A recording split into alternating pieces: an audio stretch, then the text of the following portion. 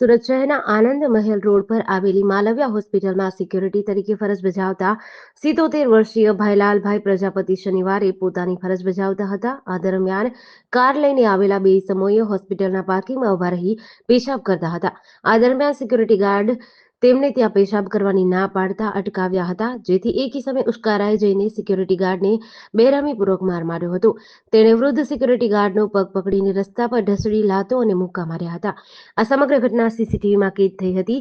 આ દ્રશ્યો જોઈને બે મહિલાઓ અને હાજર લોકોએ વચ્ચે પડી સિક્યુરિટી ગાર્ડને બચાવવાનો પ્રયત્ન કર્યો હતો. સિક્યુરિટી ગાર્ડને માથાના ભાગમાં ઈજા પહોંચતા તેમને સારવાર અર્થે ખસેડાયા હતા.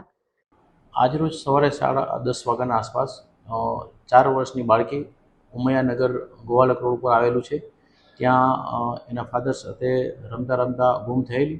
ત્યારબાદ એ લોકોના પરિવાર દ્વારા બાળકીને ઢૂંઢવાનો પ્રયત્ન કરેલો, પરંતુ બાળકી નહીં મળતા 1 વાગે પોલીસ સ્ટેશન આવી અને જાણ કરતાં તત્વરી અમારા ડીસીપી સર શ્રી તથા અમારા એસીપી સર શ્રી સૂચનાના માર્ગદર્શન મુજબ તાત્કાલિક અમારી જે સુરત શહેરની એસઓપી મુજબ અડધી કલાકની અંદર 30 મિનિટની અંદર આખું અમારું જે પોલ્યુશનના ડિસ્ટાફ ચોકી પીએસઆઈ પીઆઈ તમામ માણસો ત્યાં પહોંચી અને એની શોધખોળ ચાલુ કરી દે છે. અને જો અડધી કલાકમાં ન મળે તો ત્યારબાદ ક્રાઇમની એસઓજીની અને સુરત શહેર આખી પોલીસની મદદ લેવામાં આવે છે.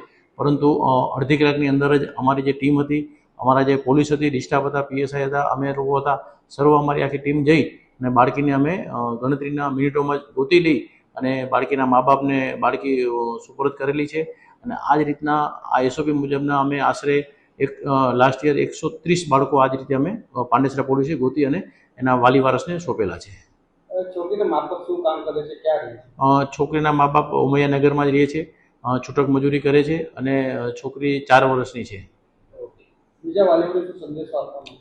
વાલી વારસને એ સંદેશો છે કે તમે તમારા બાળકોનું ધ્યાન રાખો અને જો તમે કામે જાઓ છો, મજૂરી કામે જાઓ છો, બંને મા બાપ જો કામ કરતા હોય તો સુરત શહેરમાં અને પાંડેસરામાં અમારે ડે કેરનું એક સંસ્થા કરવામાં આવે છે, જેમાં બાળકને સવારે 10 થી સાંજના 6 લગી રાખવામાં આવે છે, ફ્રી ઓફ ચાર્જ રાખવામાં આવે છે. તો તમે તમારા બાળકને અત્રે આવી અને મૂકી શકો છો અને બાળકને સેફ અને ત્યાં રાખી શકાય છે. અને એ લોકો રમવાનું જમવાનું બધું જ આપે છે. તો ડે કેરમાં તમારા બાળકને સોંપી અને તમે જાઓ એવી અમારી ખાસ તમને લોકોને ભલામણ છે, જે માતા પિતાઓને. જેડીસી ન્યૂઝ સાથે સુનિલ ગાંજાવાલા, સુરત.